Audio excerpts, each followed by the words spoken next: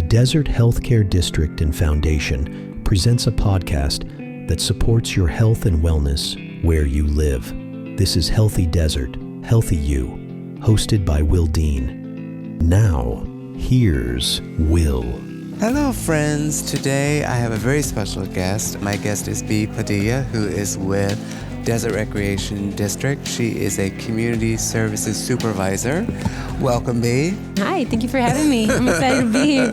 I'm so glad that you're here because the Desert Recreation District is one of 5 organizations that received a grant through the Desert Healthcare District and Foundation's request for proposals process, all about air mitigation. So I wanted to have a conversation, just find out how the grant's coming along and what you and your organization have been able to do with that. Yeah. So currently our organization at this time, we're in the planning process. We're going to start hosting workshops to engage the community. So part of our proposal is that we're going to engage the youth, teens up to 18 years old, and so our target group is high school. We're trying to get on the campuses right now to get teens to want to be part of these cohorts. So essentially we'll have, and this is for the East Valley, so the only 2 high schools in the East Valley are Desert Mirage High School and CV High School. So our goal is to get 10 youth from each high school for a total of 20, because there are stipends involved for all the teens that do commit to the entire grant period, where they'll be collecting data. They'll be handling the flag system, which will monitor the air quality for the communities. Because as we know, the East Valley around the Salton Sea, the air quality is really bad. Even now, so much different from when I was in high school. I don't remember ever having a practice canceled because of air quality. But now that's something that actually happens, which is crazy. I don't remember ever being sent home, not even for it to being hot. Honestly, sometimes not even when it was raining. It'd be drizzling. But now if it's bad air quality, they'll shut practice down, they'll send them home. And that happens a lot more often now. That'll be what we are going to do with the grant. Right now, we're in the planning process of recruiting. So we're going to host 5 community workshops. The date's going to be November. We're going to host them in all our communities. So I oversee the East Valley for DRD. I oversee from Coachella all the way to North Shore. And within those communities, there's coordinators that manage their own areas. And we'll be hosting workshops in Coachella, Thermal, Oasis, Mecca, and North Shore. Wow. Yeah. So one of the things that really jumped out to me when you were speaking is that these young people, these students actually benefit in a couple of ways. Not only are they learning about these environmental challenges, but they're developing skills like data collection that you mentioned, developing real-world skills that they'll be able to use later. And it's really important for young people because, as I've said on the podcast before, young people are inheriting these issues that my generation and older generations have created, to be honest. And so they really need to know what's going on. When you talk to them, are they concerned? Are they optimistic that they think they can change things? Or I think when you're a teen, you're just in the moment anyway. So you're going to get your few that are like advocates, and they're going to be all about the future and being a leader and trying to impact change. So I wouldn't say that there's going to be teens that are super gung-ho, but there are teens that are already advocates and want to enact change because they know it's going to affect their future. And those are our leaders. Those are the ones we look to because, number one, they're going to be the ones that are going to want to stay committed to this whole grant period and collect the data. And not only that, is that we need them to be able to share the data, and they're going to be the ones that present the data to the community. Oh, wow. Yeah. So once we, right now in the recruiting process, we're going to gather those leaders, the ones that want to advocate and want the change and want to implement change.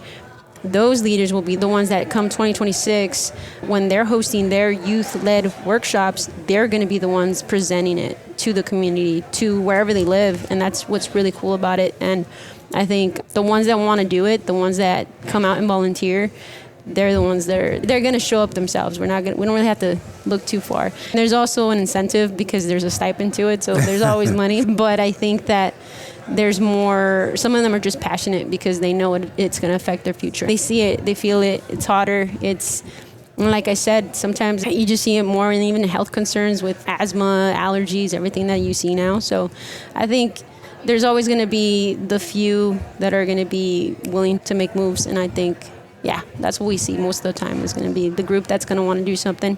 I don't really see us struggle. The ones that want to do it are going to do it. And as you said, they're already living with it. And if you're being sent home from practice because of the climate conditions, then you're very much aware of what's going on. What is the biggest challenge for an organization like yours in working with young people? I know you work with young people all the time, but on such a serious topic, what would you say is the biggest challenge?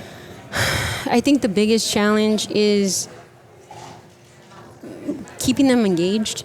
I think just in general, I think kids, or even just teens, youth, they're used to instant gratification almost, right? Like short attention spans. Yeah. Even TikTok, you see a video, you like it, you swipe. Instagram, you swipe. So teens have always been and are the hardest group to engage because even at that age, they're mostly like, I'm too cool. Even you get some that aren't, right? But keeping them engaged is always the struggle. So that is always the biggest challenge, is making sure that not only are there's an incentive, right? There's a monetary incentive to it, but I think having them committed to something or a passion project, like finding kids that are actually interested in making changes is going to be the goal. But I think keeping them engaged and having the right team to keep the kids engaged. So that's part of it.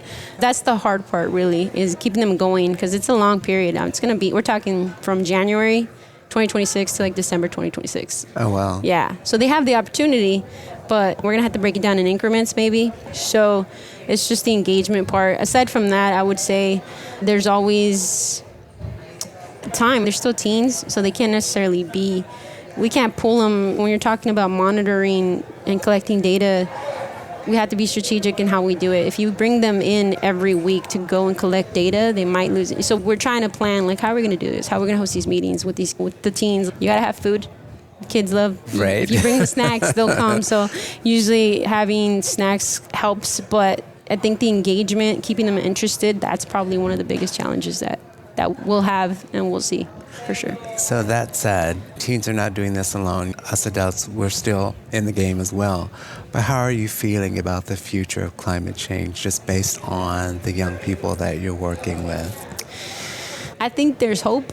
I think that you got to have hope, I guess. Yeah. It takes everybody, but when you have people that don't care, or if the teens just didn't care, I think when there's a little bit of maybe fear. So I think that's why it's important to have these conversations, because then it lights it up. You know what? I'm only 16. I still have a long time to go, and I want to have kids, and I want them to have a future. So I think it just comes with that realization, and that's where you implement it in the workshops. It's really encouraging, though, what you're saying about how they instill hope in you. Oh, yes. Despite the obstacles that we're facing, that they're facing. And what I love is that they are thinking about future generations. They're the young generation thinking about future generations, and I can't say that we've always done that when we should have been. Yeah. I think that's a big thing. I would say, but you know what? I'd see even growing up. I was an 80s baby, 90s kid. So I grew up in the 90s where we were outside. We were playing outside. We rode our bikes, and you knew it was time to come home when the lamppost went on, right? I don't remember. There is climate change, because what I see now is entirely different. It is hotter. Entirely different. The weather is more extreme. I think that's something that hopefully they know it'll impact them and inspire them to make change now or try. But I think they're the future. They got to do what they got to do. I think we just got to push them a little bit. We have to help them the way that the Desert Recreation District is doing. So thank you for that. Yeah, no problem. Thanks for being on the podcast. Thank you for having me. It was a pleasure. Thank you for joining us on this episode of Healthy Desert, Healthy You. This podcast is a production of the Desert Healthcare District and Foundation in Palm Springs, California. For more information, please visit the website dhcd.org. Our annual conference site is healthydesert.healthyu.com. This podcast is available at most major podcast portals, including Amazon Music, Apple Podcasts, Audible, Captivate.fm, Spotify, and YouTube Music. Thanks for listening. Be sure to subscribe.